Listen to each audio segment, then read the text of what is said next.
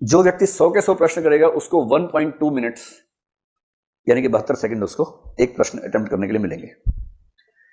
मान लीजिए किसी कारण से उसने तय किया कि मैं 100 प्रश्न करूंगा ही नहीं, मैं 80 ही प्रश्न करूंगा, बस 20 को हाथ ही नहीं लगाऊंगा। उसको एक प्रश्न के लिए 1.5 मिनट मिल गया, और जब उसको 1.5 मिनट मिलेगा तो स्वाभाविक है कि उसको प्रश्न को पढ़ने के लिए, सोचने के लिए, उत्तर को मैच करने के लिए समय ज्यादा मिला। और हो सकता है कि इस वजह से उसके 5-7 सवाल वो ठीक हो जाएं जो 100 करने के चक्कर में गलत हो जाते हैं। इसलिए कई लोग स्ट्रेटेजिकली कम प्रश्न करते हैं, कितने करूंगा उतने ठीक कर दूंगा, बस ज्यादा करने के दबाव में रहना ही नहीं है। तो एक फैक्टर तो हो गया रीडिंग स्पीड,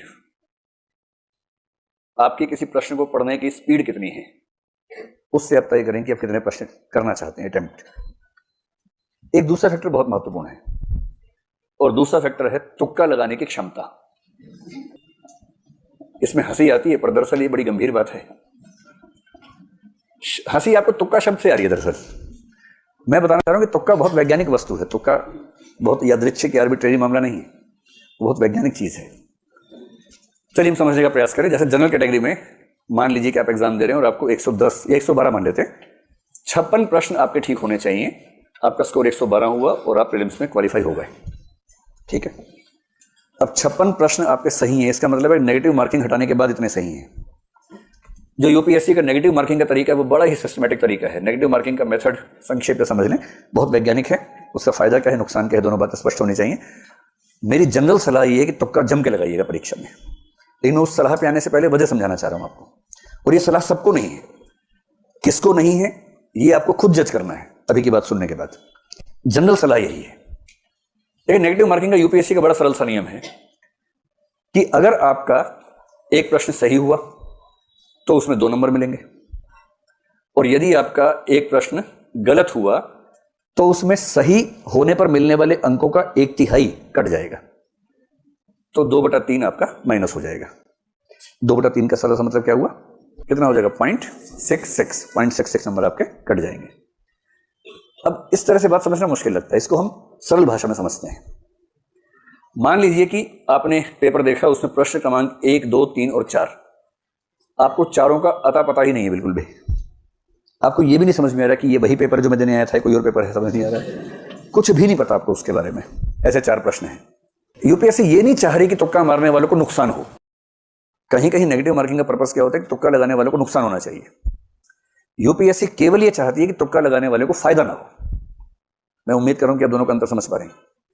तुक्का लगाने वाले को नुकसान हो ये मंशा नहीं है, तुक्का लगाने वाले को फायदा ना हो मंशा ये है। कैसे ये मंशा है, सिंपल प्रोबेबिलिटी है कि चारों प्रश्नों में 4-4 ऑप्शंस हैं और आपको एक भी नहीं आता है। आपने पहले प्रश्न में 4 में से रैंडमली कोई भी लगा दिया, सही होने की संभावना कितनी है, 1/4 है।